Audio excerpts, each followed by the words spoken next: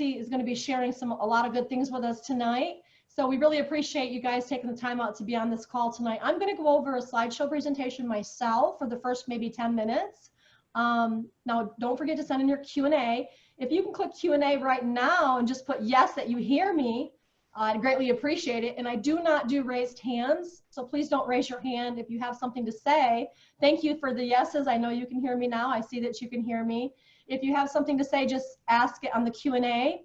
Don't raise your hand because I don't answer raised hands. So I'm going to go ahead and get started on the presentation. I'm TANGIE Cousins. I've been with Foreclosures Daily since 2004. I've helped many investors, realtors, and attorneys grow their business and increase their revenues. I teach people how to use the different types of leads that we have to offer. I teach the do's and don'ts of marketing, what to say, what not to say, how often to mail, what goes on in your letter, and so on and so forth. And when you purchase our leads, it comes with a lot of bonuses, which we'll go over in just a little bit. But who we are as Foreclosures Daily is we're a nationwide lead provider. That's right, we provide leads throughout the whole entire nation, you guys. We provide leads to investors, realtors, attorneys, and just your basic first-time home buyer. We've been in the business since 2004. And since then, we have been the internet's #1 destination for the most detailed, timely, and accurate information. And here's how we're different. There's a lot of providers out there, right, guys? I mean, how do you know how to pick the right one? You know, what do you do and what type of questions do you ask? And here's the things you want to know. All of our leads have real estate attached. So make sure that you farm for real estate. It's different when you're using leads and they're not farming for real estate. For example, 300 people will file probate or a divorce in 1 week, and maybe only 15 will have property. You do not want to market to 300 people when only 15 had property. Can you imagine skip tracing 285 extra names, you know, mailing 285 extra clients when you don't have to at all? We're like the only company who has weekly, fresh data that's actually farmed for real estate. Other companies tend to be quarterly and they're not farming for real estate. So it's very important and imperative that you guys understand that. So, you know, checking out other lead services, that's great. But the thing is if they're not farming for real estate and they're not weekly and fresh, everybody's going to be beating you to the punch, guys. So cheap is not better. Remember, cheap leads, you pay for cheap price, you're going to get cheap leads. So cheaper is definitely not better. There are no shortcuts when it comes to this type of data. Most companies that we have found are quarterly and they're not farming for property. And we here understand the importance at Foreclosure Daily of having fresh weekly data with real estate. Now, here's some of the types of leads that we do offer. I'll let you go ahead and look those over for just a moment. Nancy's going to be talking about the pre-probates tonight, but we also do probate, pre-probate, absentee owners, inheritance, divorce leads, tax lates, auctions, list pendants, cash buyers, code violation, eviction, distress, and so on and so forth. So those are some of the leads that we can offer. And we can also do customized leads for you too, specific age type, how long they've owned the property, you know, LTV, equity in the property, so on and so forth, stuff like that. These are the types of postcards that we recommend. Guys, I don't know if you know this or not, but because we've been doing this for so long, we actually give you a lot of bonuses when you purchase the leads with us. We're going to give you these access to these postcards. And this mailhouse company that we give you access to will actually do these postcards for you. They're right there. All you have to do is click on them, pick them, customize them, and they only charge you 42 cents, 38 to 42 cents to send their postcards on the link that we give you and to share with you. So 38 to 42 cents. Companies out there are charging 99 cents on the same kind of postcard. And we got a really good deal set up with them for you guys to get them for you for 38 to 42 cents with postage. So you don't have to reinvent the wheel, guys. We've already got it all taken care of for you. And here's the handwritten letter we recommend. Now, this is a handwritten font that the same company will do for you. Guys, most people charge $1.10 to do the handwritten font. These guys, we got a discounted rate for you guys for only 64 cents with postage, and they'll send these letters for you. I recommend simple, basic marketing. You know, hi, my name is John. I understand you may have a property for sale. If you do, I'd like to buy your property. I can close fast, cash, as is, less than 30 days. Hey, you can even leave the unwanted items in your house. You don't even need to clean, update, rehab, repair the property. I'll buy the property just the way that it is. Oh, and by the way, I can even help you pay for your probates if you need some financial assistance. So that's some things that you can put in the letter. Notice that my letter's not talking about condolences. It's not offering sympathy. You don't want to do things like that. It's very upsetting to people when they go open their mail when they just lost a loved one like a week ago, and you're offering condolences and sympathy. And by the way, can I get your house at a discounted rate? So my wife and we're working on our residual income for our retirement. I mean, that's a very offensive way to start it off.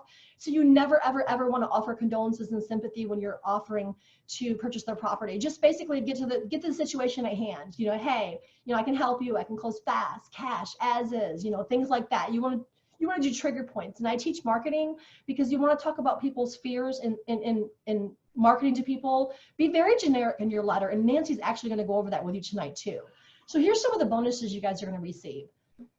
You're going to receive a 6-step mailing campaign telling you how often to mail, a 6-touch campaign telling you what to mail first, second, third, fourth, fifth, and sixth. You're going to get some phone scripts on how to negotiate with the seller, how to talk to the person who answers the phone. You're going to get a script on how to speak to the attorney. I'm going to even give you an email to send to the attorney. You're going to get postcards, letters. We're actually going to mail a probate book to you. And this probate book is so cool. It's called Probate Real Estate Sales 101. And the owner and this company actually knows the author. His name is Kevin Sales, and he wrote the book called Probate Real Estate Sales 101. And we're actually going to mail that book directly to you. And because we know him, we did a webinar with you. So we'll share his webinar replay with you, teaching the 7 ways to make money in probate real estate investing. So you're going to get also a link to receive reduced rates for skip tracing. And what's really cool is if you work the pre-probates, like who do you call, right?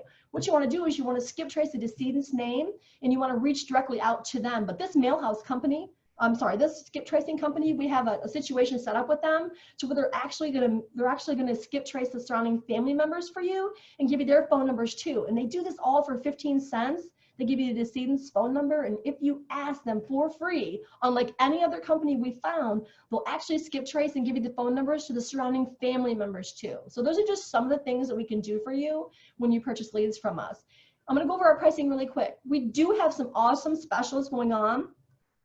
So the owner wanted us to give you a free county for trying out our services between now and Friday. So if you try any one of these services out between now and Friday, probate or pre-probate or inheritance or code violation or eviction or divorce, these prices are for each of them. We're going to throw 1 free county in for you instead of charging you 50% off. That's right, guys, 2 counties for the price of 1 at the discounted rate, which is something we never ever do, only on certain situations like webinars and special things once in a while. So this is the special. We're going to give you these discounted rates, and if you buy by Friday, you get a free county, okay? Take a picture of the slide because it's going away and it's not coming back, you guys. I'm about to introduce Nancy in just a few moments. So these types of leads we offer you is for each of these services, not all of them for that price. And this is by Friday only, guys, okay?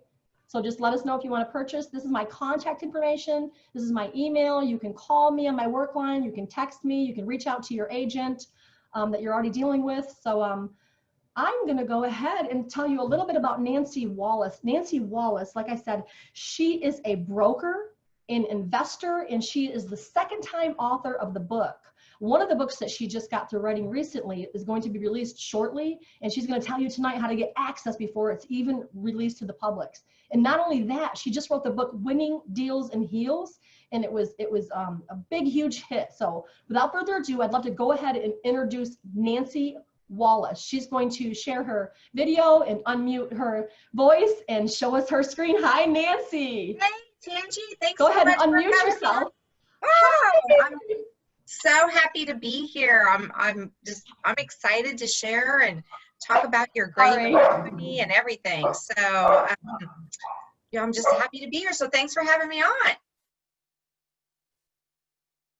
Thank you so much, Nancy. We really appreciate you taking the time out to be on the call tonight. I'm so glad we've been trying for like a year to get you, and you finally committed. And I know you've been so busy writing your book, and you're busy being a broker and a realtor and investor and holding all these different cards in your table. And we really appreciate you being on tonight. Thank you. Thank you. So, I'm excited to share how I think I was talking to Jennifer Ortiz. She's my rep from preforeclosures.com, and she's amazing. Like you said, I do the pre-probates. That's been amazing. It's been an amazing journey figuring out what the best way to work it is, and we've tried some marketing. I have a little slide that talks about our process. Once we finally got it, took a couple months for me to kind of get it all down, and you have to remember I'm not a techno person, so downloading, sorting, and all that kind of stuff. There was a lot of moving parts for me at the very beginning. But now we have a really smooth system going on, and very happy with the results. And anybody that saw that slide, because I usually take advantage of the deals too. That's how I got on originally. You need to sign up by Friday. You won't be sorry. So I think out of all the marketing I've done, this is by far the best return on my investment. So. Well, that's really good to know. Now, I know you have a slideshow to show. Before you get started on that, though, I do want to talk to you. How long have you been a broker? So I got my broker's license maybe about 8 or 10 years ago. And the reason I got it was because I was in property management for a very long time, for almost 15 years. And the company that I was with, I was a Keller Williams agent, and so they required you to have a broker's license. So I got it when the getting was good, because they've changed the rules and regulations now. So I got my broker's license because I had a property management company, and so then I did that for a long time, and I did get out of the property management because I went to full time. I have rentals. In 2000, I've been through the market, in 2008, 9, bought some rentals. Then I've done flips, I've done wholesaling, owner financing. So what I love about real estate investing is that it's so creative. Like if you're a creative person, can think outside the box, you can find an exit strategy for just about any lead that you can get under contract. So. Well, that's a great story. So when you became a broker, you were not an investor at that time, correct? Well, I was. I mean, I got my license primarily to, to get the commission when I bought my first rental property. I was like, oh, let's do that. That when I first started investing, I wasn't in real estate. I wasn't a realtor. Then I got my realtor's license to get the commission, have access to the MLS, because, back then you could look on the MLS and find some really good deals. And it's not so much like that. And then the broker's license came because of the property management. I got really involved, and I got into property management because I had rentals, and I really wanted to understand how to manage and make my rentals profitable, how to manage tenants, how to, just select the best tenant for your property, and then overall management, the do's and don'ts, and just really taking care of. And my philosophy is long-time tenants. I love long-time tenants. I don't really like churn because it's, costs money when a tenant moves out. So the key to having really good rentals is to make sure that you get a good tenant in there and they stay for a long time. So the first rental property I bought, we held it for about 12 years, and then the market, we just sold it recently because the house more than doubled in price in the area that it was in. And it got to the point where the tenant wasn't going to be able to keep up with the rent increases that we were having to charge. But he was my first tenant, and he basically paid for that house twice over. Yay. Those are the kind of tenants I like. That's awesome. So you primarily do rentals. So you hold on to it for the residual? Yes, we do. That's what we primarily do. We do other things too. I did used to do a lot more flipping, but I'm in the Dallas-Fort Worth area, and it is really competitive here. And with the there's contractors that you have to deal with and all that kind of stuff. And so, I found that I make more money either doing rentals or owner financing. So those are kind of my two strategies. And when I have a property that's just, I'll do referrals. Like, even though I'm a broker, I don't do a lot of listings. I have a partner that I'll refer a lot of the listings that we get from the pre-probates. So what I focus on are the that's primary my marketing. And then from the pre-probate, that's kind of grown into a referral program, because if you handle these families with care and respect, they're going to remember that. They're going through a difficult time, and they're going to remember that. And I've gotten several deals off of referrals from people that I originally got from the pre-probates.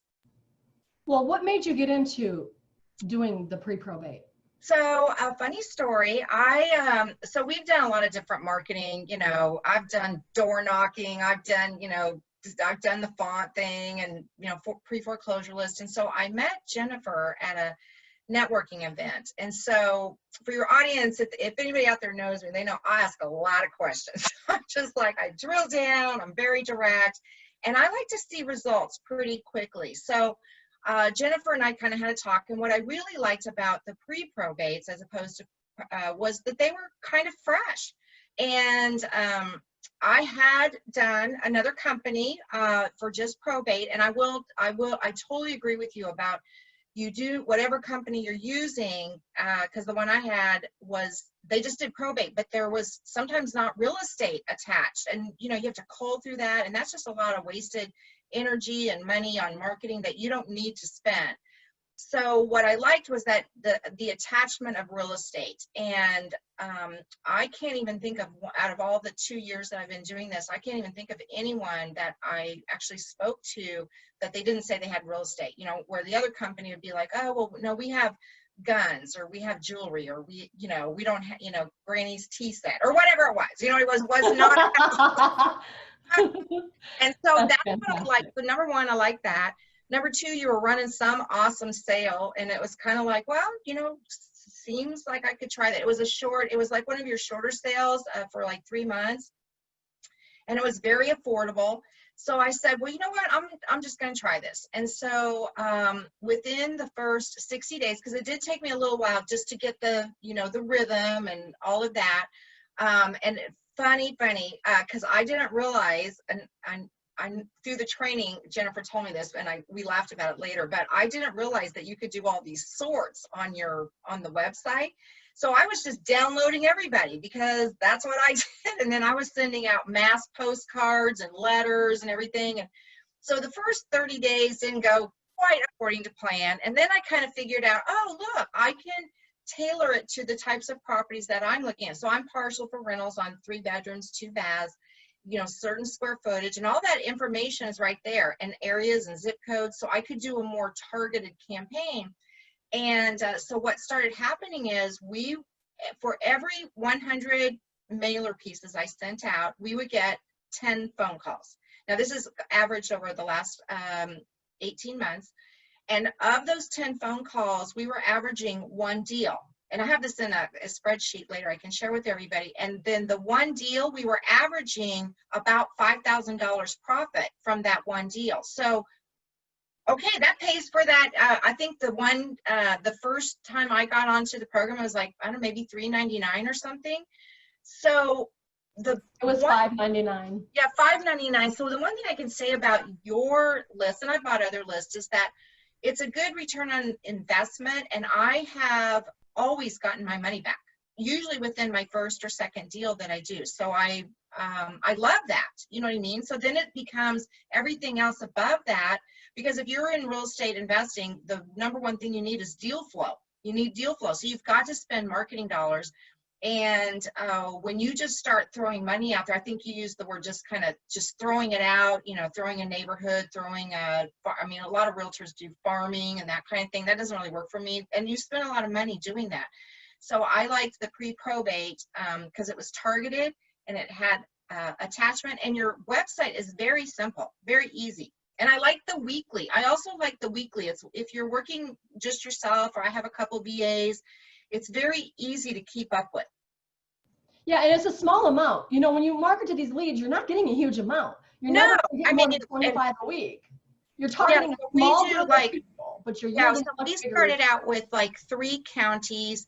And so I purposely didn't go with the most popular counties. And that was the other thing. I was able to target other areas that are kind of a circumference around where I felt comfortable I could drive to, or I had boots on the ground that could check out the properties for me. And really, I didn't have a lot of competition for other people contacting these. So contacting the leads.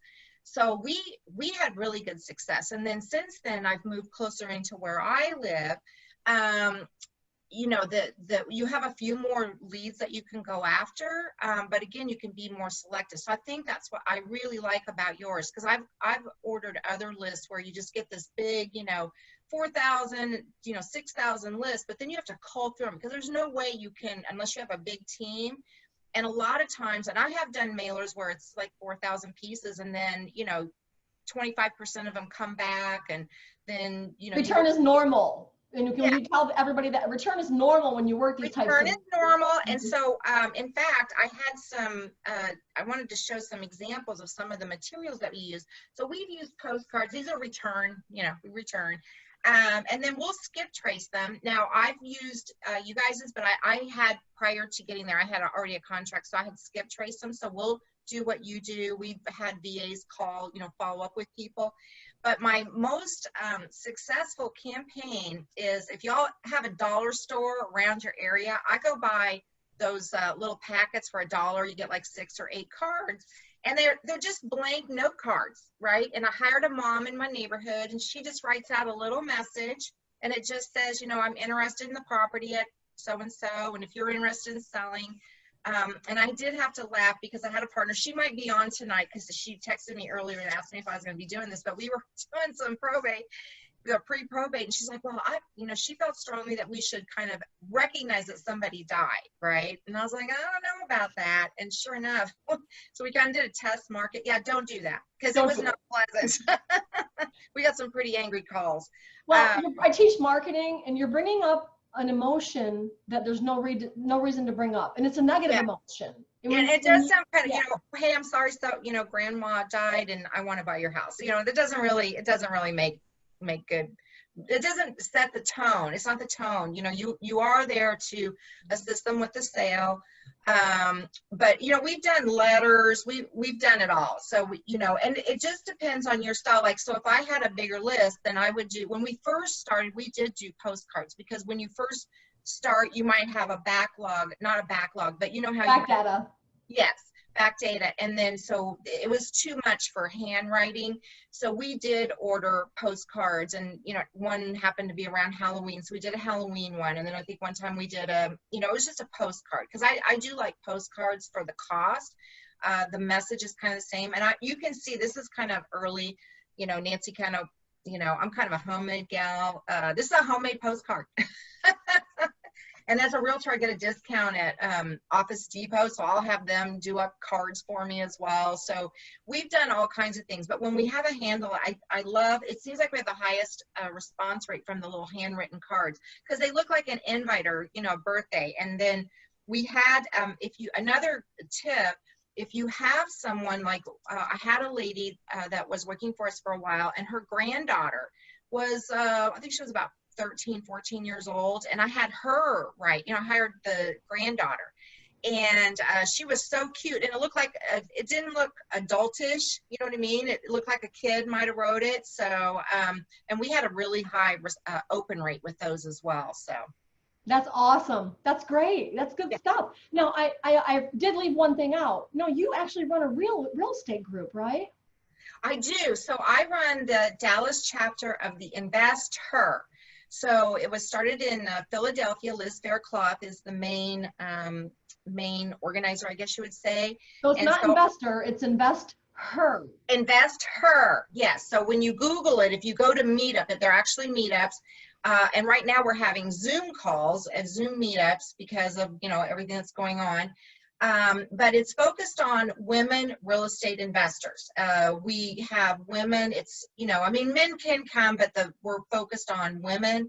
Part of the reason that I wrote the book, it started out as the differences between men and women real estate investors. And all you gals can probably relate to this, because you can go to any real estate conference, and who is up on the stage? Very few times is it women, and if it is, it's usually for marketing or legal, and there's a ton of successful women real estate investors out there. So I feel really strongly about giving a voice to women real estate investors, and I do think at times we have struggles that are different than a man, whether it's dealing with contractors or lenders or whatever it is. And we think differently than men. So kind of just, the book was about bringing to light women real estate investors. So the Dallas Invest Her is a once a month meetup. We meet the first Monday of every month. And I have a contact page in here. So if you want to since we're doing Zoom, we're taking a break for July and August, but we'll start up again in September. But they are having on Friday, this Friday, June 12th, they're having an all-day, the first ever virtual summit for real estate investing women. That's pretty cool. You can go and you can just Google Invest Her meetup, and you'll find all the different chapters. I think Dallas was the 25th chapter, but they're like in 130 countries now, and pretty big following. So it's pretty cool though. So I'm excited. I like bringing the message of women real estate investing. Not that we like the men too, you know, but I just think sometimes women need to have a place in the real estate investing world. Oh, can't hear you, lost. So how long have you been running the real estate group? So I've been the organizer for a little over a year now. So we started about maybe a year and a half ago. Okay, have you always lived in Dallas? I have not. So I hail from Kansas, and I lived in Olathe, Kansas, way before Kittis, outside of Kansas City. And then I moved to Phoenix. And the way we ended up in Dallas was really I was not in real estate. I was, my claim to fame is a blood bank management consultant. I've traveled all over the US, Canada, and did a stint in England talking to people about how to make their call centers in a blood bank. So if you've ever donated blood and somebody's called you, usually I'm the one that kind of told them how to be more efficient. Not that I told them to call you.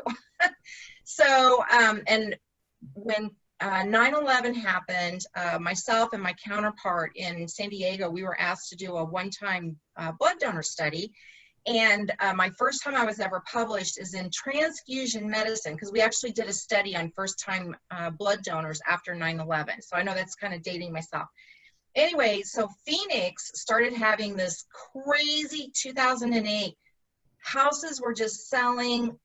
I mean, we would see one in our neighborhood, they started flipping. Now remember, we didn't know anything about real estate or anything. So we started going to a couple open houses, and we had lived in our house for about 8 years. And, you know, our kids were growing up and all that. And we were looking to buy a new house. Well, for what we had, you couldn't afford that house anymore because of the prices had gone so high, skyrocket. So my husband and I thought about it, and we said, dang, when can you ever make this kind of money? And what we did is we quit our jobs, put our house on the market, and within 3 weeks, we moved to Texas. And we had some friends that were here, and we had been here, and I like Texas, never looked back. And so that's how I got started in real estate investing. What year was that? 2005. Okay, so that's 15 years ago. How many deals have you done since then? I don't know, over 50, I think. I don't know. And they're all in Dallas? They are all in Dallas. Yeah, I haven't ever invested outside the state yet. We've talked about it, but you know, I'm kind of a control freak. So I kind of like to see my investments, and I feel like you have a little bit more control over cost and things like that, because with you, and I would love to invest in other areas. I mean, I have friends that do that. You know, you just give away a little bit of control, and then if things happen in that market, you've really got to be on top of what's going on in the market. And unless you have trusted boots on the ground, that's probably not for me right now. So are you the proud landlord of 50 rentals right now? No, I don't have that many rentals. So no, we have a few rentals, but not 50. But at one time I was managing for other people. Like it was just myself and one other person. We had like 125 doors that we managed on a year-to-year basis. So I did a lot of negotiations with the landlord. And the crazy part is that it all was organic. We didn't advertise. It was just word of mouth.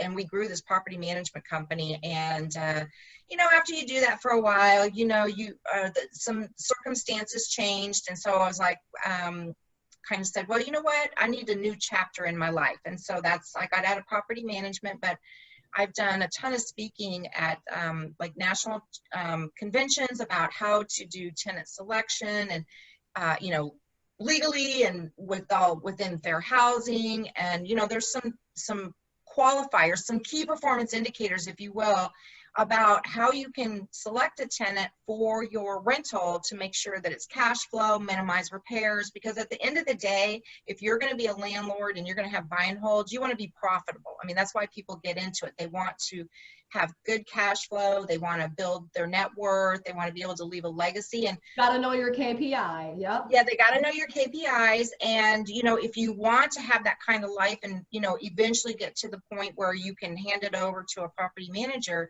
you've got to have steps in place and measures in place.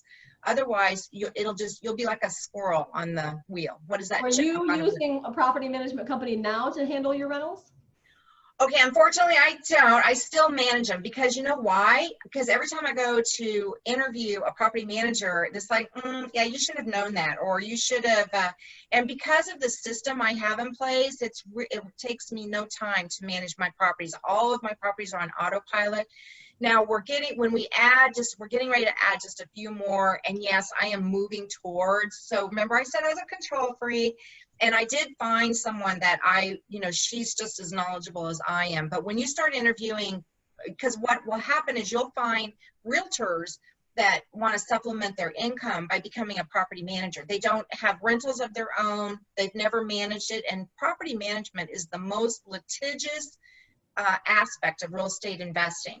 So you really have got to know what you're doing if you're going to, manage tenants and keep your properties profitable. Because, I talk to people all the time about tenant screening. And even if you own the property, you need to make sure that you're following the same procedure every single time for every single person. If you don't, you can get a lawsuit slapped on you so fast for discrimination. And where this really comes into play is I'll have people call me, and my process is that you have to have a social security number or some way for me to run a credit check, right? That's my rule. That's my, right. It's of course. So but if I change that for this person over here or that person over there, then I'm not keeping to the same standards for every single person. That can seem as discrimination. So it's really important as a landlord and property manager that you have written procedures in place, even for your own, even if you only own one. You need to have written procedures about how you go about screening tenants.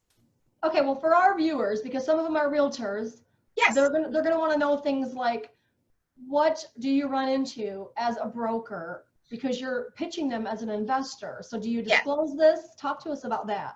Okay, so I get this question all the time. So when I mail my card, so first off, it has my husband's name on it, right? So because, as a realtor, I'm supposed to say on there, I'm a realtor. So, and then I don't generally answer the phone. So we have it set up where once we cull our list and get it together, we use call rail. So I have designated numbers for my areas that I'm calling in, so I can track, like, okay, they're calling from this area, that area, or whatever it is.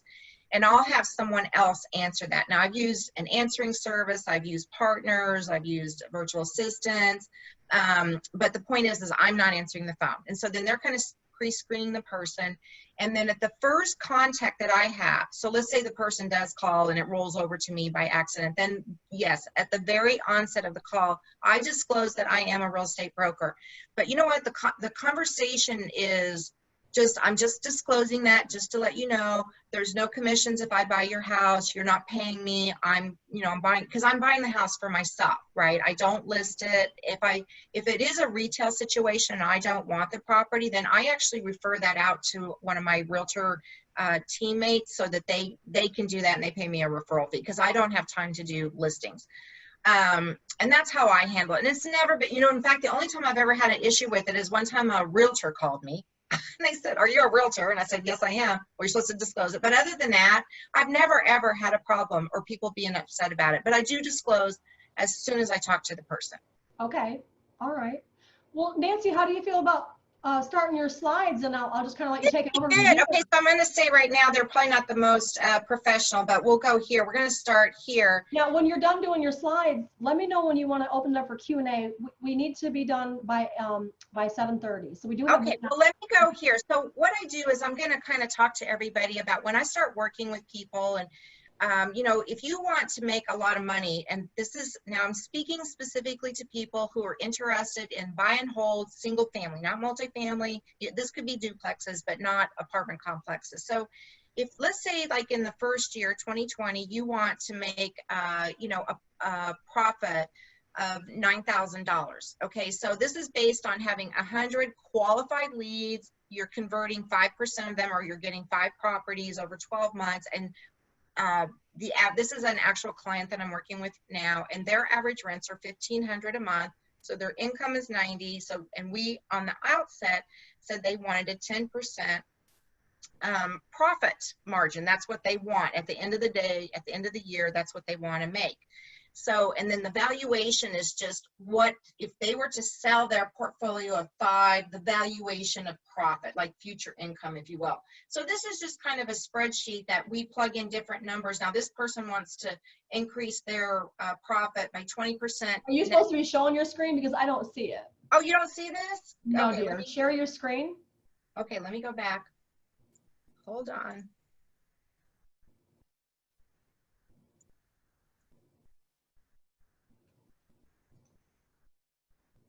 Okay, nothing? No, I don't see Okay. the screen. Okay, here we go. Okay. Down. Can you see it now? Let me see. You know, it might be because There, here we go. Okay, I think I'm probably going to not do what you just said, but here we go. Share. Share. Okay, let's start here. there you go. That's fine. I can see it now. Okay, here we go. Now, can everybody see it? Yes. All right. Remember, I did warn you that I was the. Okay, so here's what I was kind of overview talking about. So when I start working with folks and they want to do single family homes, and they're wanting to, you know, build their wealth and their net worth and everything, we start with this 5-year picture projection. So this is actually somebody I'm working with. And so basically what I was saying here is, if you can kind of see my cursor, they said when they get a rental property, they want it to be a profit margin of at least 10%.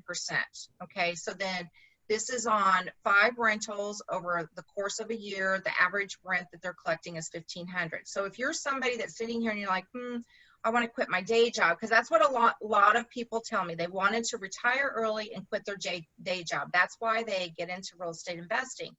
So if I asked one lady, and she said, well, I need to replace my husband's income. And I said, well, how much does he make? And she's like, well, he makes, you know, $150,000. And I said, well, what about benefits? So his benefit package was close to, you know, $100,000 with insurance and retirement and all that. So they really needed to be in year 3. Well, so they would have to have 182 qualified leads and convert 9% of those into rental properties to get 16 rental properties averaging $1,500 a month.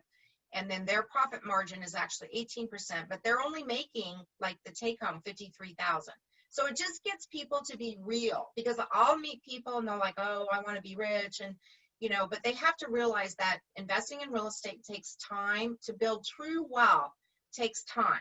And so when you walk through the real estate journey, you know, you can make errors when you first buy properties, because that's the good thing about buy and holds, is that it's a little forgiving. If you pay a little bit too much, or, you know, maybe your tenant is, you know, a little under rent, over time you can recoup those.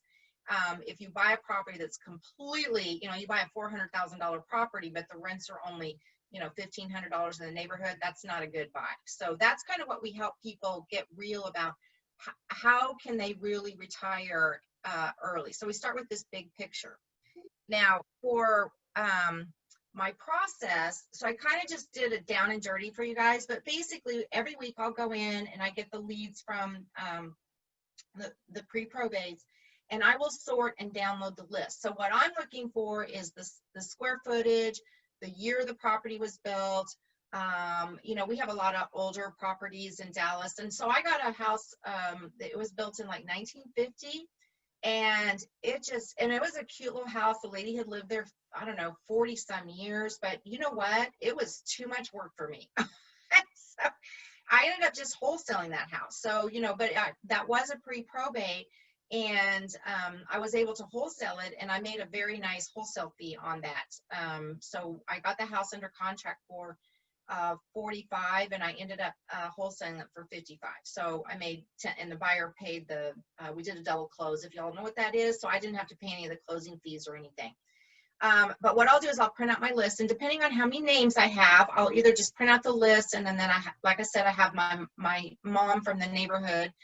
She'll just hand address the envelopes for me and the little message. If we have about 200 is when I'll go and get them printed, because she can write pretty fast. And then, like I said, we just do the simple message that we are interested in your property at X, Main Street. And what I do is I will make the salutation to the family. So I'll say, dear Smith family, or I don't say the deceased name. So, you have the deceased name, and then you have the last name. So we'll just make it to the Smith family. Dear Smith family, we are interested in the property at 123 Main Street. If you're interested in selling, please give us a call. And then we track everything we do, we track. It's so important. And that's how I know that these pre-probate leads are awesome, because I've tracked my results. I am able, my return on investment, I always have been able to recoup whatever I paid for the list, postage, and even my mom, that I pay her like $10 an hour. I'm able to recoup that money back. And I track that all through CallRail. And as I said before, most of the time I have somebody answer the phone. So you can set CallRail up so it has a designated number. The person sees, whoever's answering the phone sees that it's a pre-probate number that's calling, and it'll be, and we designate it for whatever area it is. So I know it's, hey, it's Frisco, they're calling, that's the area that I live in. So I know that that person's calling. And then the number they see when I return the phone call, because there's a cool way to call people back in CallRail where they see the CallRail number. So you're always, it's not, and I call them right from my cell phone. So let me just show you some of the results that we've gotten. And so this is, again, over 18 months and really honing down, and these are averages. So for every 100 mailers, we'll get 10 phone calls. And of the 10 phone calls, we almost always nail a deal. And the average profit that I'm getting or splitting with a partner, because I do a lot of things with partners, is about $5,000. So back to what Tangie was saying about the cost of the list. I think, didn't you say it was like $6.99 for 3 months or something? So we are easily able, and I bought in December of 2020. I actually $5.99 for 3 months. $5.99. Okay. Now, and we I'll do just recommend that they try at least a 6 month or a year, because Nancy, that your startup time took a little while. Yes, and I would say that too. You need to give yourself 6 months, and that's what we did, because there's going to be a little bit of learning curve, and there's going to be a little, and especially if you're brand new to real estate investing and marketing, there's going to be, when the person calls, you might be going, and maybe you're not familiar with the probate process. So I'm in Texas, and they don't have to go through probate. There's like affidavit of heirship, and if you work with a really good title, you don't even have to know all that. You just work with a really investor-friendly title company, and they will help you get that house sold, so you don't have to wait months and months and months. But we just did one, so I just re-upped back in 2020 or December. So I paid for a whole year, so I paid more than $700, and I've already recouped that money back. So I paid, I can say how much I paid, right, Tangie? Should I? Yes? Oh, went out. Well, one county is $1,750 on the discounted rate that we give you, and then each county you add is $875. But if you want counties, we'll put a package together. I had a chunk of change, and my first deal out of the gate of the new year, because I actually added a couple counties, we were able to make that back. And so when I say average the 5,000, I'm making back my investment to the list, because I went ahead and just signed up for another year. I'm making back my investment for postage. Now, these little cards I showed you, so they take first class. Of course, the postcards, they take the postcard rate or whatever. And yes, are there cheaper ways I could do it? But this is just, this system works for us. So we're able to recoup back.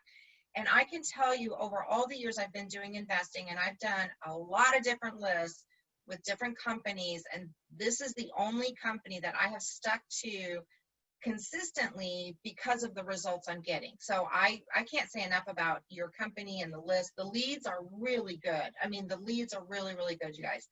And it does, I think, I like the pre-probate because they're not as heavily marketed, I don't think, as opposed to probate. Because probate is, you know, like here, you can go on the county. Once it's in probate, you can just find it. You know, pre-probate's a little bit harder. And I But like, it doesn't say if they own real estate, and that's the problem, Nancy. and that is, and Yeah. you spend tons of time. I mean, if you think about all the time and money you would spend, whether you hire a virtual assistant to call through those or make phone calls or whatever. And I just know personally, it was too much, because if you're doing your own calling or follow-up calls, after a while, you'll just get burned out. So yeah, you want to delegate your minimum wage duties to other people.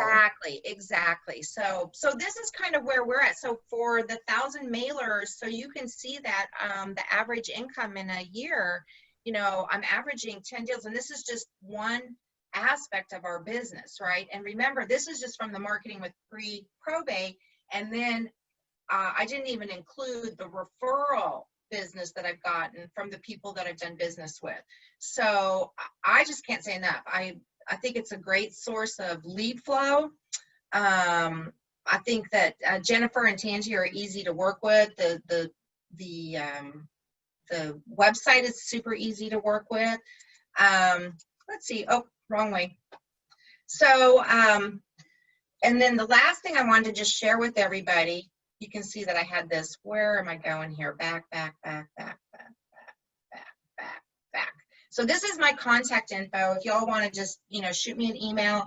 I am, the book that TANGIE was talking about, it's called The Profitable Landlord System. It'll be ready in about a month. And this is a step-by-step training manual about how to buy investment properties. Will help you identify your ideal seller, you know, how to find them, how to identify the key performance indicators for not only sellers, but tenants, you know, lenders, that kind of thing. So you can go onto the website and check it out, you know, find me on Facebook and, you know, shoot me a message on LinkedIn. Love to hear from all of you. Now let's talk about the book, because the book is not just a book. It's a step-by-step training manual. Now, obviously, they can buy this book for, I think we talked about, how much did you say you're charging for? It's going to be $97. The book is going to retail for $97. Okay, now, if they buy this book and they said, let's say that the webinar gets over and they really want to buy the book, it's a step by guide to tell them what? So how to identify what we call a profitable seller. So for me, I like a seller that's in a certain zip code. So we talk about how to go about finding your ideal profitable seller. Where's the best place for you to buy a rental property? There's so many elements to buying it's not just about the location. It's like, how many rentals are in that particular area? What is the average rent? Because I'll talk to people and they'll think they're getting a deal, but they have no idea what the rents are in the neighborhood, or if the neighborhood is 80% rentals. So we look at, for each module that's in the book, which goes through sellers and tenants and lenders, we look at 10 key performance indicators. And what I've made it so simple for everyone, it's a color-coded system. So you literally add up the numbers. You see that if it's a green, you should buy that property. If it's a yellow, that means that the risk over time you'll be able to absorb. And if the numbers turn out to be red, do not buy that property. So we make it super simple. We peel back all the layers about how to, basically how to make money in single family homes. So this is a book that they can go to a particular area, plug the numbers in of 10 properties, and it'll tell them, yes, it's a great area to buy, or no, it's not. Is this just for rental, or is this for anything? Could it be for wholesale? Could it be for fix and flip? I mean, so it's the way we designed it is only for single family rentals. Now, doesn't mean you couldn't find a good rental and wholesale it, but if you found a good rental, why wouldn't you keep it? Because you're going to make more money than wholesaling it, right? So my philosophy is, I mean, if you need to, you know, if you're first starting out, you need to build cash, but we also go into how to navigate through lending. And because once you find a great property, you need to be able to buy it, right? So we also work with them on our big network of lenders, helping them acquire the property as well. Because our philosophy is we want to help people build wealth and leave a legacy for their family and get that financial freedom. Because of all the landlords that we talk to, the reason that they do this is they want financial freedom and they want to quit the day job. okay, so your other book, Winning Deals and Heels. What is that about? So that's the story of myself and 9 other gals and our journey to become real estate investors. And the gist of the book is that, you know, we didn't have any special skills except that we were consistent and we had a desire to get into real estate investing. We all have the same kind of thing, you know, find a good mentor. Because you know what, there's a lot of things out there, but find someone that you can trust, that you can work with, that's going to actually help you step by step. You know, anybody who's been on a webinar out there, that you know that there are a ton of people selling all kinds of things about how to be a real estate investor. And what I'm very passionate about is giving you all the details, because sometimes you'll sign up for a program, and I've done this myself. You sign it up and you're like, well, but what happens when you have this, and what happens when you have that? So the story is of all of us gals that started. How did we start out? We all, you know, we just, and to give like sisterhood to real estate investing, like you can do it. You know, if you have the desire, you know, there's people out there that's willing to mentor you, to help you along, to build that. So just that it's our story of how we got started, and that none of us were in real estate investing. It's just our stories. Okay, so the Winning Deals and Heels is more like the story, but this book here is the one that you actually sell with the program that you sell. Now you actually have a thing where you take these people under your wing for 3 months. So yes. They buy the book for $97 and they don't have to buy your, what is it, course? Yeah, they don't have to buy it. Nope, they can just take it. They're probably gonna not get as much out of the book. So if you're gonna spend $100, then you might as well look into the whole program, because you're gonna be working directly with me. It's not like I, you know, farm you out to somebody else, and we work with you hand in hand. And the very cool thing that we do, because we had such good success with pre-probate, after the 4th week in our course, we actually give people the leads from pre-probates that we get from you guys. Okay, so That's for 3 months. That's part of our course.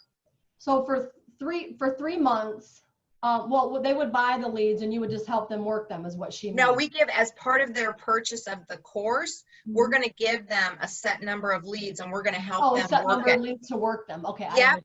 Yep. Okay. So, because we wanted to make it, we want them to be successful. So we want to be able to say, hey, you know what? These leads are really good.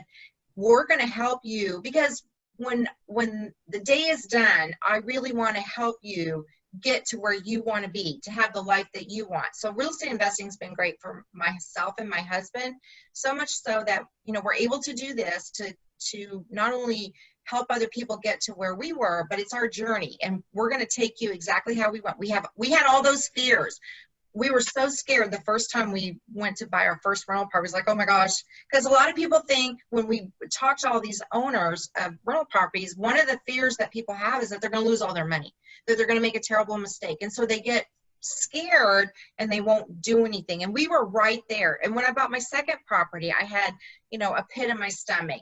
And then you finally get over that, because you realize, okay, this is a simple, predictable, and repeatable process that makes you money. And that's what we teach people. Okay, so a lot of people are already subscribers that are going to come to you. So can you help them work their leads that they have with us? We can do that. Yes, we can. Talk to us about what your 3-month program is, because I don't think anybody really understands what it is. So you buy the book for $97, and how much is your training program for 3 months? And you told me earlier on your training program, you're going to Zoom call these people once a week. Y'all have a Zoom and you'll teach them once a week, 3 months straight.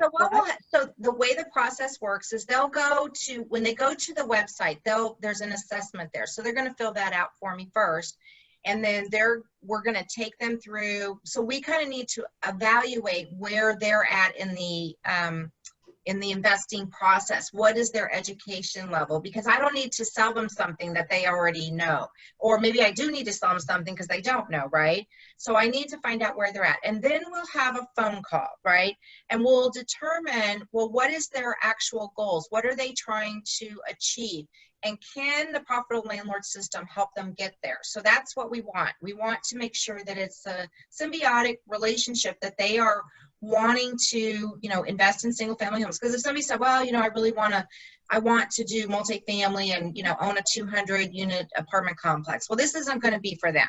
This is not going to be for them. This is for people who are looking for that steady rental cash flow, appreciation, income.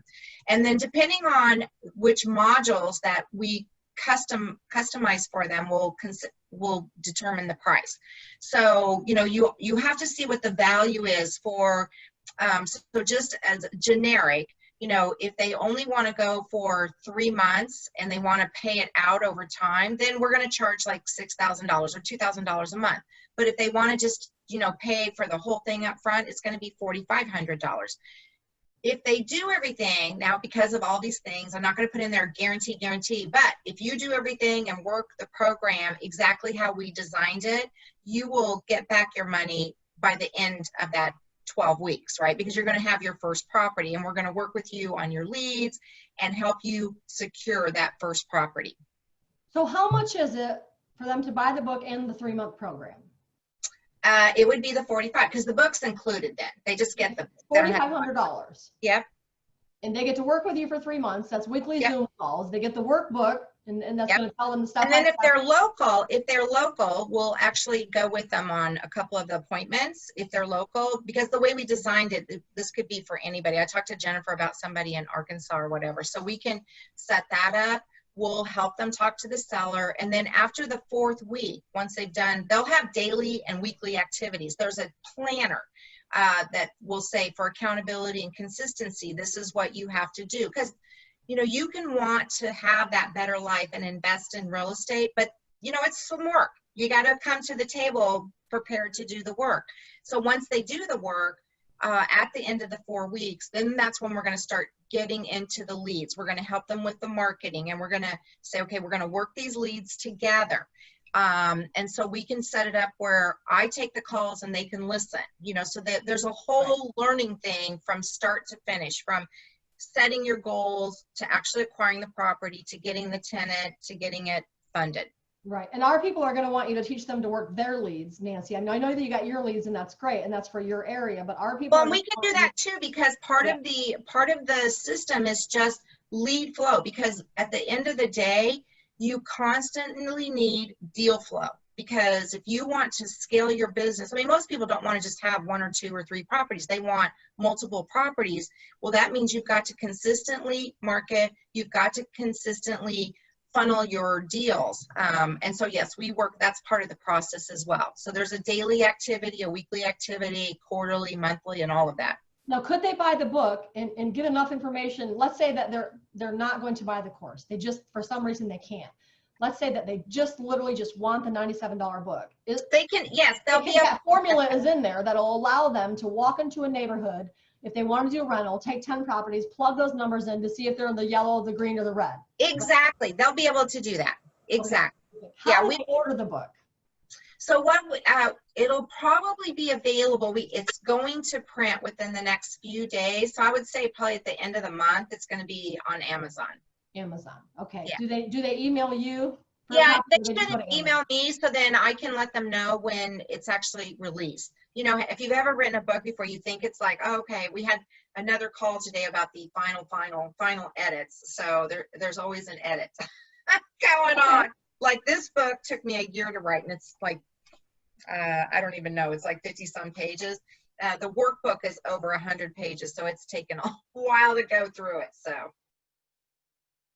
Well, I've got some questions coming in, so I'd like to open it up to Q&A unless you have any more. Let's stump me. I love it when they try to stump me, because I'll just say, you know what, let me get back to you on that. So. Why are you only making $5,000 per deal? Are you wholesaling? Okay, so that was just an average. So what we do is, remember I said I don't do, so some of these are retail. So I'll farm those out, I'll wholesale them, and that's only per 100. So I was kind of giving you an idea of when I send out cards for 100, and some of the areas that I'm working in are, they're very low, like the houses are only like $10,000, $15,000. So that's one of my areas. So that has something to do with it. But we'll wholesale. I have partners that you know, they've helped with the marketing cost or something. So on average, that's what that is. I mean, you know, one deal we made 20, one deal we made, I think I made 750 because it was not a very, you know, some deals are really, really good and some not. So that was, I mean, a lot of people are used to make wholesale and used to making, you know, 20 grand, 30 grand a deal. So when you said 5 grand, you know, JB was like, why we she have only partners, and then so that's my profit. So if I have a partner, then they're getting another 5. So, and you know what, I'm kind of about volume and you know, I'd rather have $55,000 deals than 3 $10,000 ones. Exactly. So yep. Okay, so I got that. How do you do wholesale? You don't hold all of them. You wholesale. Do you fix and flip? Tell us what you're doing there. So yeah, so last year we kind of focused a little bit more on owner financing. There's a real need here and pretty much everywhere across the nation for affordable housing. So we got, so we created some notes. We still did rentals. The fix and flips, I think the last one I did was a few months ago, and you know, we just really weren't seeing the profit, and with the time, it was very time consuming to do the flips. And you know, when I look at my profit sheet and I pay the amount of taxes on flip income, there's just other ways I'd rather make money. So we got into owner financing. So what we would do is I work a lot with people that have their IRAs. I use private money lenders to acquire properties, and then I owner finance them. So I'll buy them for one price, sell them for another price. We don't do a lot of fixing up. We make sure the major systems work, and then we season the note, meaning that the new buyer has paid their mortgage for anywhere from 6 to 12 months, and then we sell the note. So we kind of have a rotating, some of them I keep. So for example, I bought a house 2 years ago for $10,000. And we sold it. We put a sign in the yard, didn't know what we were going to do with it. It was a wreck. And we put a sign in the yard in Spanish and English.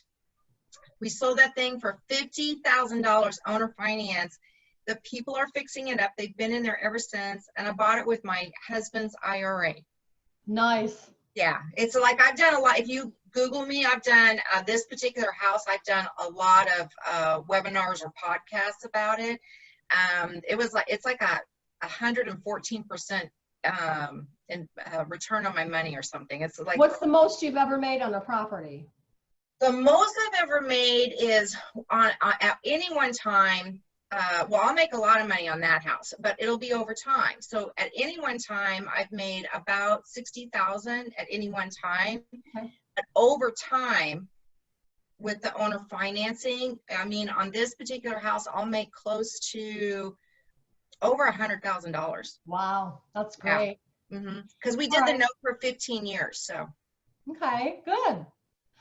Please give me an example of 2 of what you say on your postcards when you get the lead, when you first get the lead, including how to get an appointment. So they're wanting to know what you're saying on your postcards to get in there. Okay, perfect. Great question. So I have a little cheat sheet. I call it my seller cheat sheet. So what I do is, first of all, I know what list they're calling from, because why? I have call rail. So I already know they're a pre-probate lead.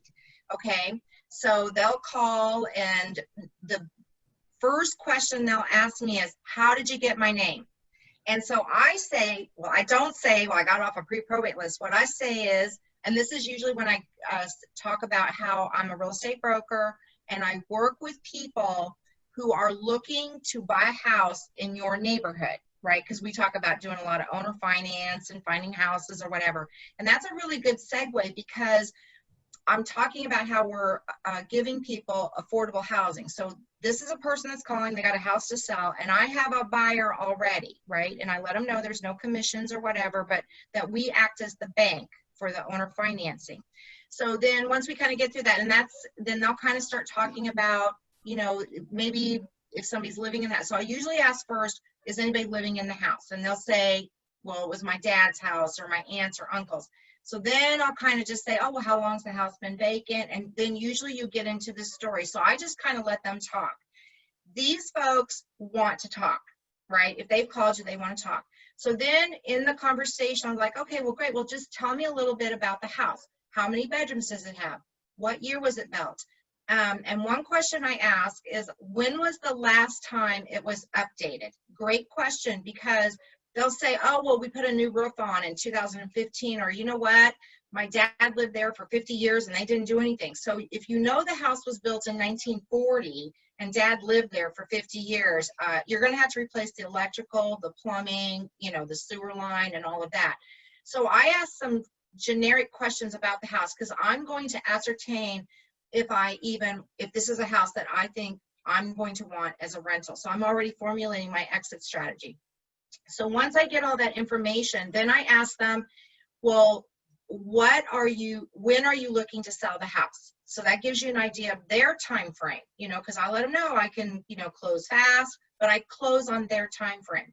So then I have an idea of how long I have to either get money together or what is. Now, remember, I have not actually gotten an appointment because I'm not asking for one.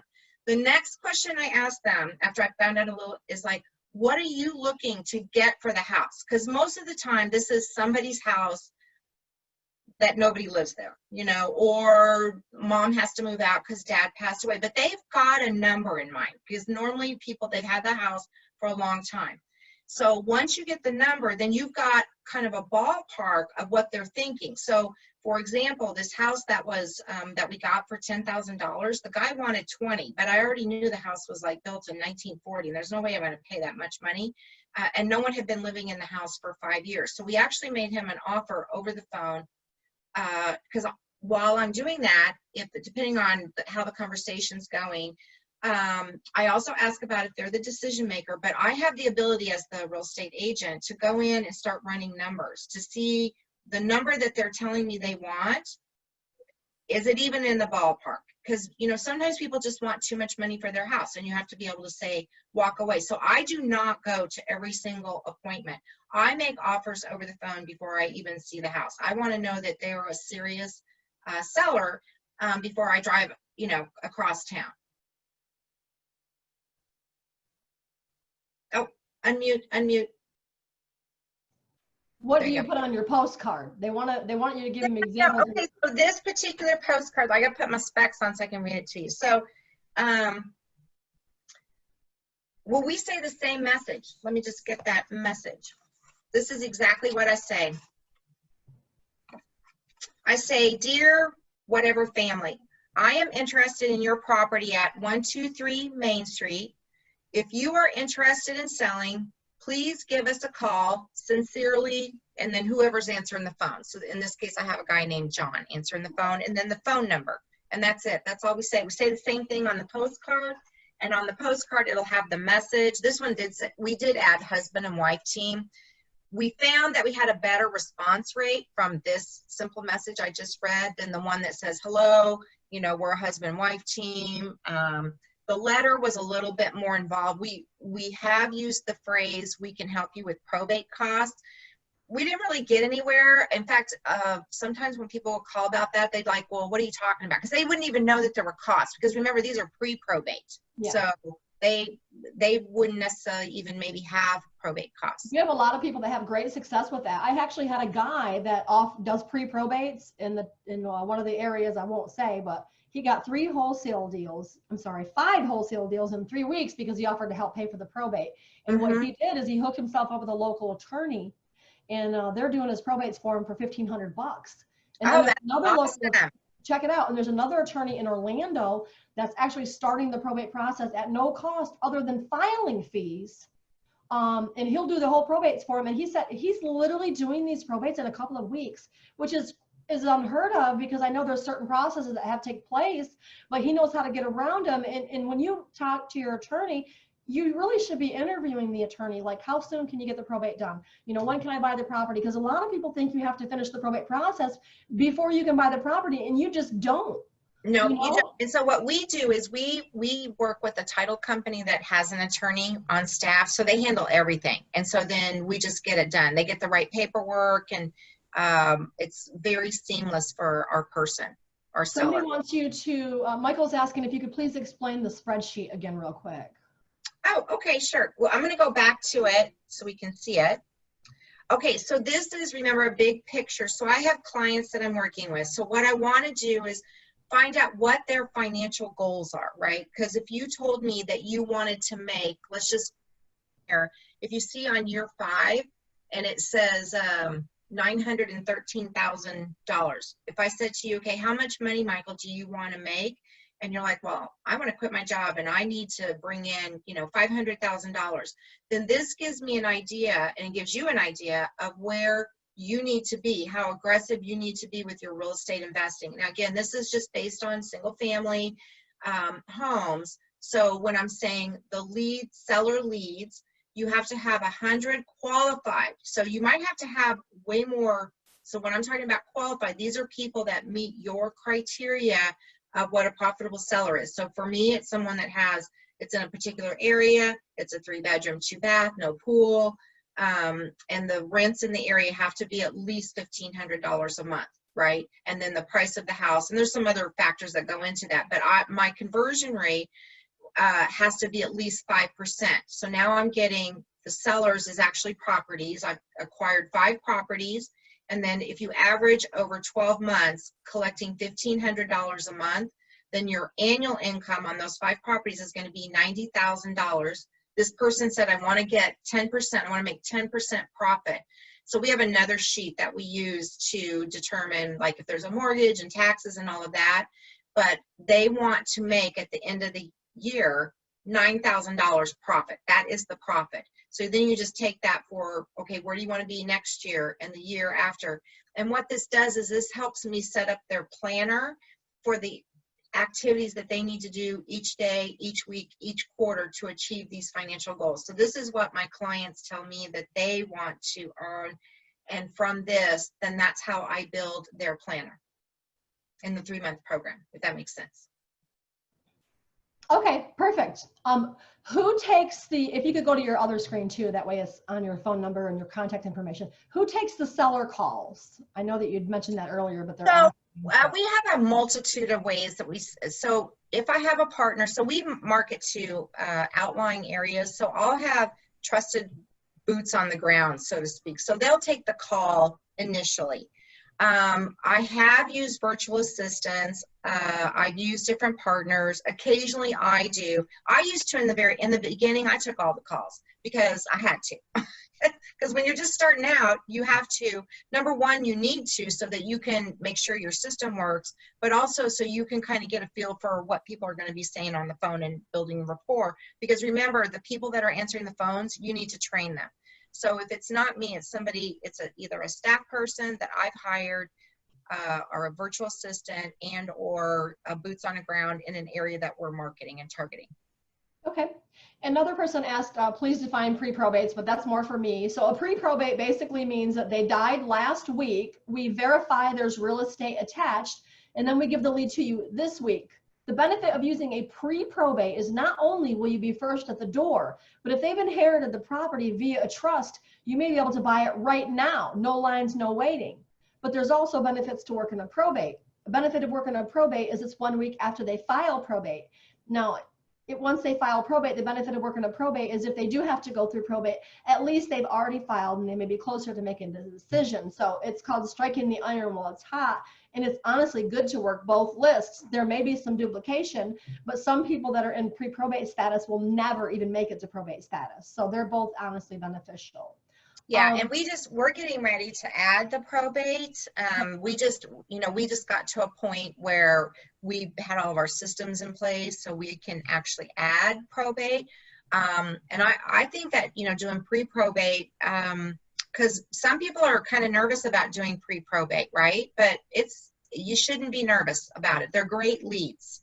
And as long as you're not offering condolences and sympathy and you're being generic, like Nancy said, there's no reason to be scared. I have a whole slideshow that talks about do not. Now, if it comes up in conversation that, a family member passed, of course I'm going to say, oh, I'm so sorry for your loss, and again, it's about being a good listener. Like when you start talking about, well, what questions do you ask? Well, you know what? You need to make sure you're listening for the cues, because they're going to let you know when they're ready to talk about the house. But if you just start off the conversation without getting to know a little bit and building rapport with them, you're not going to get very far. So my conversations with the seller are around the house, come as we're conversing, right? I'm really talking more about the buyer that I might have for their house, you know, and I don't necessarily have a buyer for the house, but if I'm looking at owner financing, because for me, that's been a really good way to open the door. Because remember this, you're not the only investor that's probably calling them or talking to them or mailing to them. So you've got to set yourself above the rest.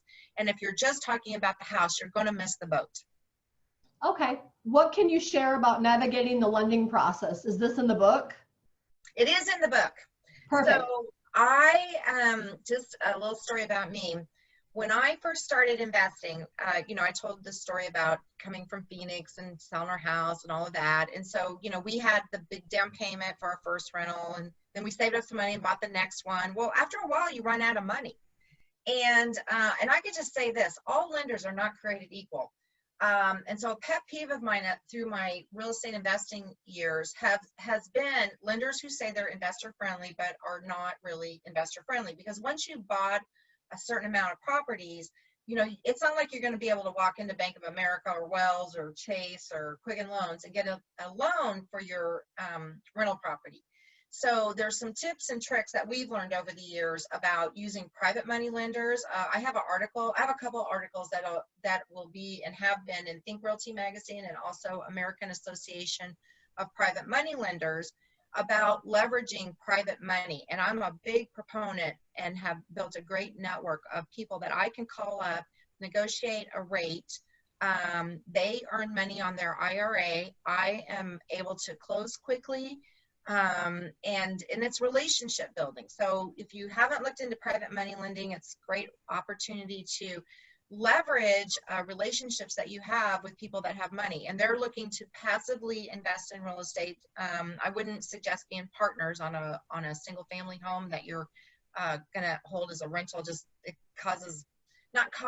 just cumbersome, you know what I mean? But yeah, I love private money lenders. I specifically have some expertise working with people with small dollar IRAs, people with under $50,000 and pooling multiple people. So I did a deal. The smallest deal I've done is I bought a house subject to. I needed $3,000 for reinstatement. It was a foreclosure, and $5,000 for repairs, closing costs. I knew two people, one had 5, one had 3. They were in second lien position, which I told them, but they know me and they were fine with it. So they were my lenders. I got the property, did owner finance, ended up selling the note.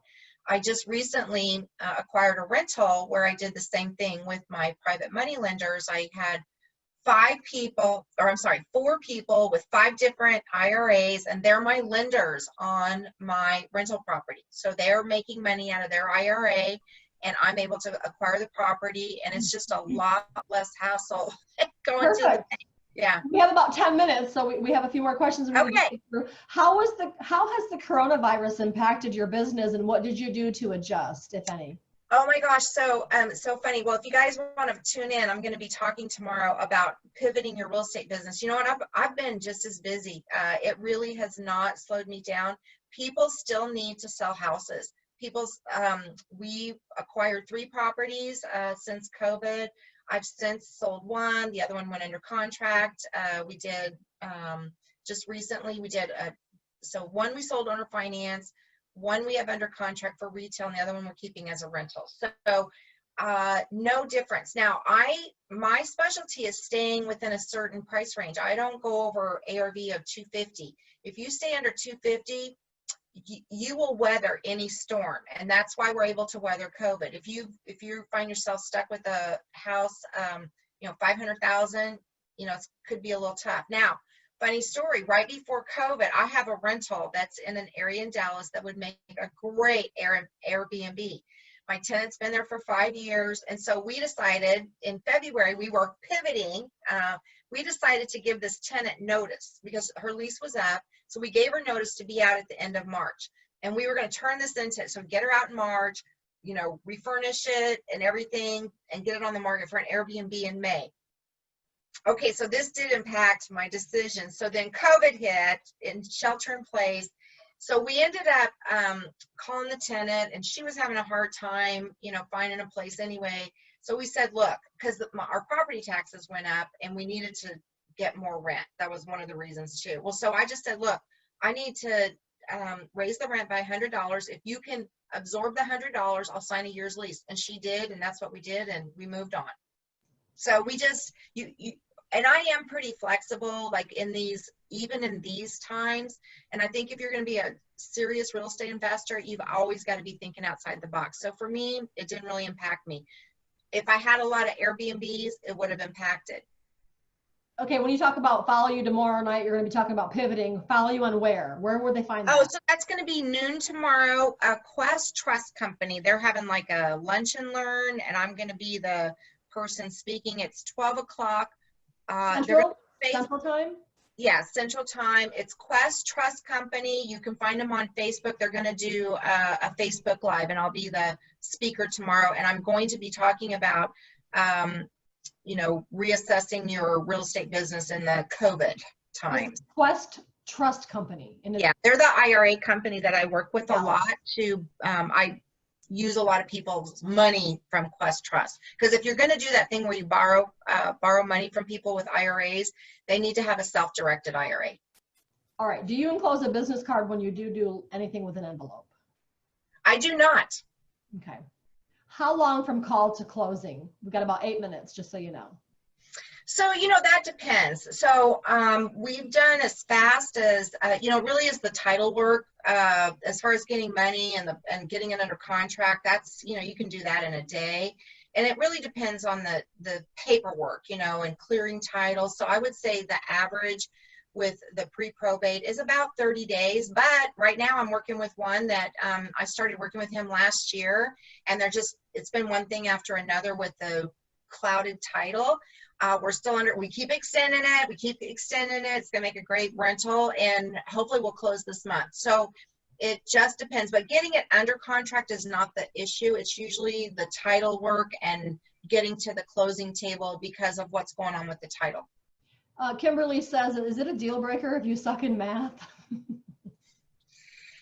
It is not. And it's so funny. So that's why I do spreadsheets that plug in numbers, but I have to have my husband check it because he's the IT guy. That is not my strong suit, Kimberly. So if I can do it, you can do it.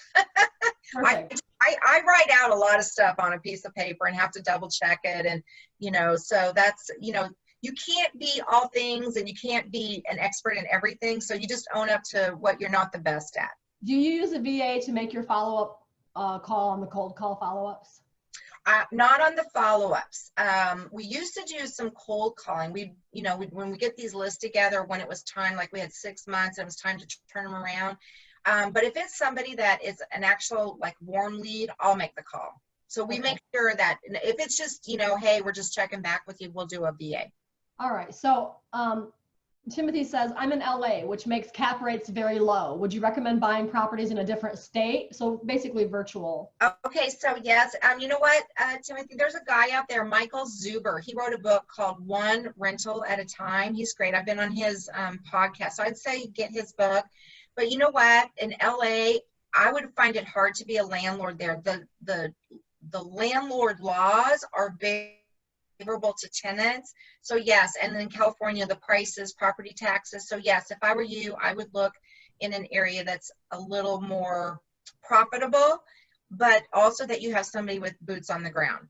So as a realtor, because of the do not call list, should I have someone else do the calls or texts because I'm a realtor? So let me just say this, on the do not call list, whenever you have a list, I always scrub my list against the do not call list. I always do. And then if somebody ever asks you to remove their list, just do it. I've never had an issue because we use a company called Data Finder. They've been good. You guys might know another one. I've had success with them.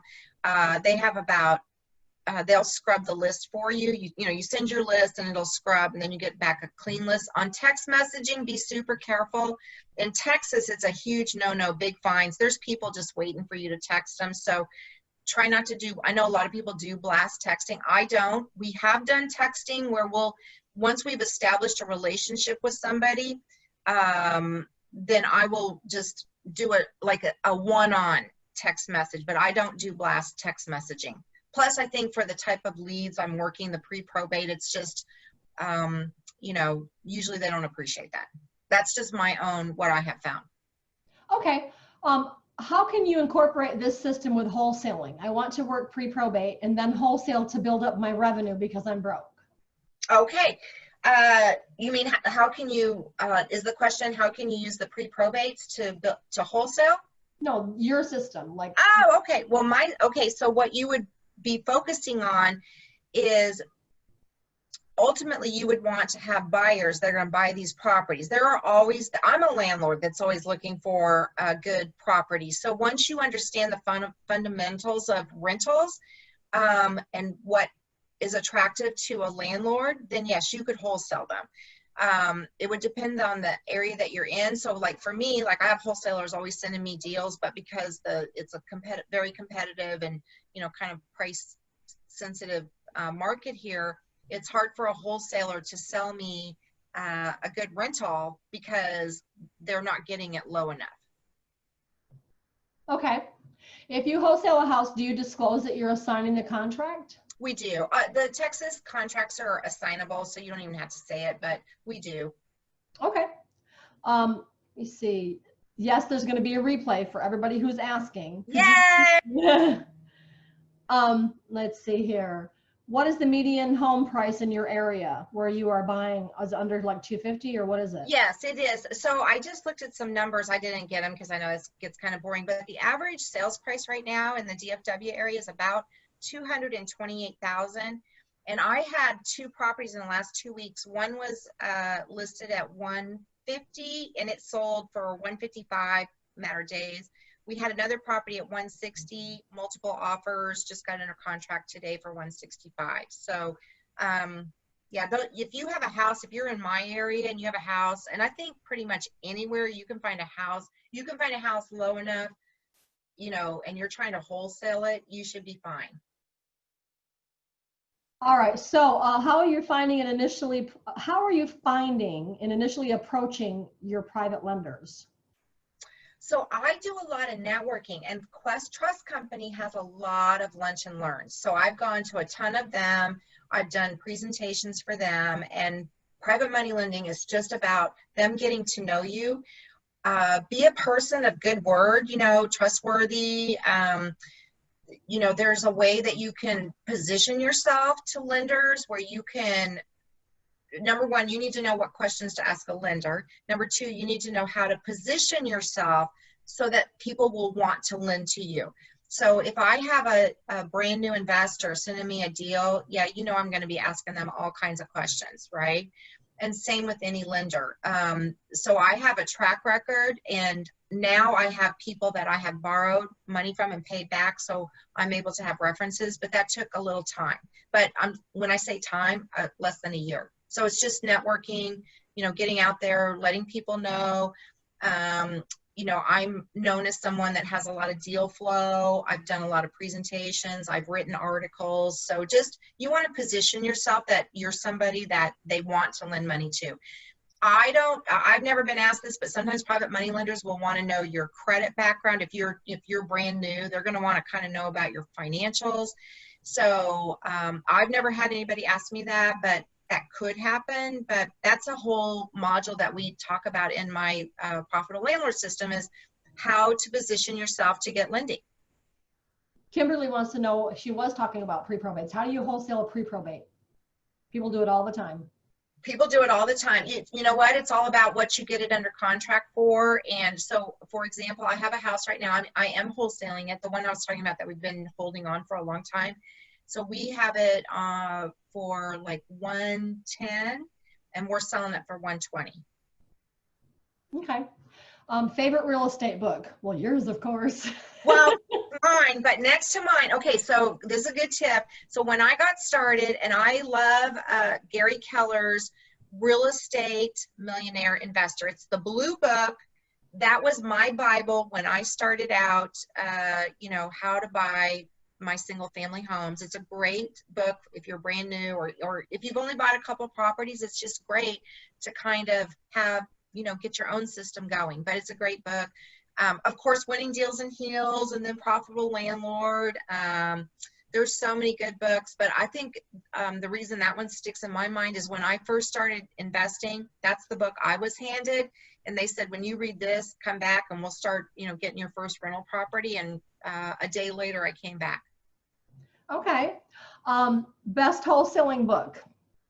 Is that kind of? So I don't do I can't really speak to any wholesaling books. So let me look back here on my thing. And oh, you know what? It's not Profit First. That's a good book. Whether you're a wholesaler, because if you don't have any money and you're going to wholesale, you need to learn how to pay yourself first. Okay. So if you're going to wholesale, you need to learn how to pay yourself first. Yeah. So read the book Profit First. Profit First. Yep. Okay. Do you treat probates differently than other types of leads? Well, she's working pre-probates right now, and she's getting ready to add probates to her portfolio. She's mastered the pre-probates, and now she's ready to tackle the probates. Yeah. Last but not least, could you please role play a call for pre-probate to probate? Well, as I just stated, she's just working pre-probates right now, guys. So honestly, when you call a pre-probate, it's not much different than when you call a probate. When you're calling a probate, it's not at all. It's not, and you know what? It's not any really different than pre-foreclosure, absentee owner. You still have to build rapport with the person on the other end, right? You cannot make it about the house. You've got to make it about them.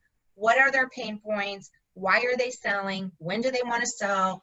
You've got to make it about them. Then you can flow into about the property, how many bedrooms, how old, when's the last time it was updated, that kind of thing. So yeah, I think when you think about these different groups of sellers, what makes them a profitable seller is they're all in some distressed situation. Otherwise, they just sell it on the open market, right? And distressed situations, their house needs repairs, it's outdated, somebody died, their foreclosure, it's vacant, they're tired landlords. Selling is like the last thing they're thinking of at this point. That's why it's up to you to educate them. Yeah, you need to figure out what their problem is and then come up with the solution. Right. So basically what I do in the letter that I recommend is I can don't sell, don't pick up, don't rehab, don't repair. I can buy the house as is, the way it is right now. Well, guess what? They didn't even fathom that thought. All they thought is, oh my God, look at this horse and buggy wallpaper I'm going to have to rip down, and these paneling walls, and this old floor, and the pink bathtub. And they're thinking, I've got to rehab, I got to have 6 furniture pickups and 3 or 4 garage sales. And they don't even fathom the idea of selling the property until you. Yeah, they don't. And so you have to figure out what their pain point is. And so we do offer other services. I didn't really get into it, but once I find out what they need, we'll buy the house with all the stuff in it, but if they need somebody we have people that we can call to help them clean out the house. So we try to find out what their problem is, and then you offer the solution. And then you come in as not just some investor trying to, take their house. You're coming in as someone who really cares about their situation, respects what they're going through. And remember, these homes, most of the time, these homes are family homes, and there's tons of memories. We've worked with people that they are ready to sell. They just can't let go of the memory. And if you try to rush them, they're just going to sell to the next person. So absolutely. And I like what you said earlier, because I teach the same thing. Your job on the phone is to, in the end of the conversation, is what is the absolute lowest you would take on this property? Right. Okay. 80,000. Okay. Well, let me ask you a question, Mr. Jones. If I can get you $80,000 within the next 30 days, would you sell? Yes, I would. Bam, send over the contract. Exactly. Yeah. No. So you don't have to go. Yeah, there's so many ways that you can go. Now, I know people that like to go see the house first. Well, once if you're new, okay, maybe. But you know what? To me, it's like you can do so many more deals if you don't do that. You can still run right over. My point is just get that. Once you get that agreement, you've closed the deal. Just go you got it. And take it in person. Look at the property. And when you get there, see if it'll take 70. Because they'll always take less on. They'll always take less. And just a little tip, because I didn't ever used to do inspections or anything. I'd get it under contract, then I'd go see the house, right? And then I might negotiate. But now, because of certain things that have happened to me personally, I do pay for inspections. Whether in Texas, we have a lot of foundation, and I have had to replace 2 sewer lines at $10,000 each. So I now, and when we have older homes and have cast iron, that's what you have to do. So even if you're keeping it as a rental, that has to be replaced. So I have taken in the last maybe year and a half where I now do inspections. Number one, it's just more leverage. Now I only do that after I get it under contract, right? Because I really want to know what I'm getting myself into for my exit strategy. Okay. Well, listen, Nancy, it's past 7:30. Okay. And we really appreciate you. Oh, So well, thank you. I've had a lot of fun. Just to recap, okay? They're going to buy your book. If they want to add the course, you're going to train them for 3 months. You're going to help them use our leads that they bring to you. Yes, yes. If you're working your own, you're going to help them work the ones that they bring to you. And you're also going to teach them while you're working your own how to work them too, so they can learn how to work theirs. So the book's $97, but if they spend $4,500 to be on your 3-month training, the book comes free with that. Exactly. Or they And can they just will buy the not book regret and it. They use have to see the value in working with a person that knows what she's doing. who's done 50 deals already. Exactly. From 5,000 all the way up to 100. If you want to make money, this is where you go. So, but no, and if anybody has any questions, just feel free to email me or whatnot. I'm always available most of the time, unless I'm working with a seller. Well, thank you so much for everything. We really appreciate you. Thank you, Tangie, and thank you for everything that you guys, your company has done for me. I really appreciate the clean leads, and Jennifer's great and wonderful. She's a wonderful rep. Love having her. Well, hey, thanks a lot. We appreciate you on the call, everybody, and have a great evening. All right. Thanks, everybody. Have a good 4th of July. Bye. Bye-bye.